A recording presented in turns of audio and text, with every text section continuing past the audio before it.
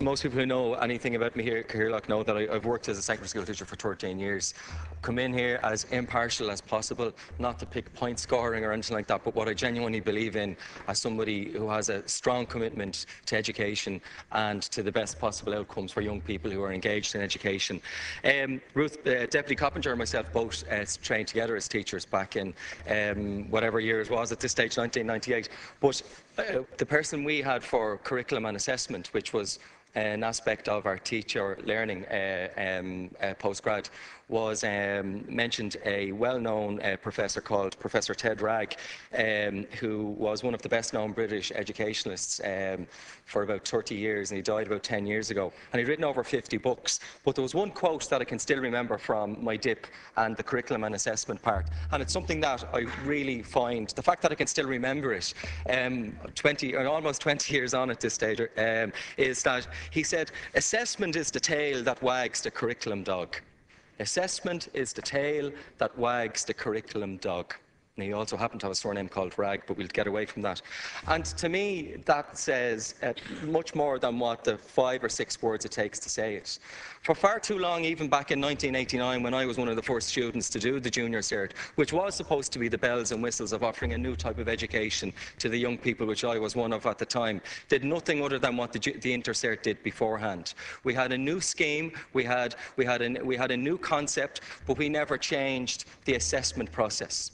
We left it as a terminal exam at the end of year 3, which was marked independently outside, which has its merits, might I say, but because we never changed the assessment process, and we did deliver a new curriculum, which was supposed to equip the likes of myself and the people who've come after that since then with new skills that we should be able to bring with us throughout life, including becoming reflective learners, reflective practitioners, and people who can engage in group work and all of these fantastic things. But the reality is we never changed the assessment process.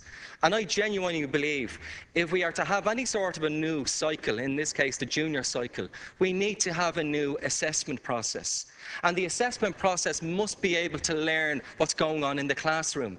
Because how many people here have gone in to do an exam at some stage in their life, and you have a bad day? Something might have gone wrong in your life that morning on the way to the exam, whether you're 15 or 25, and you have a bad day.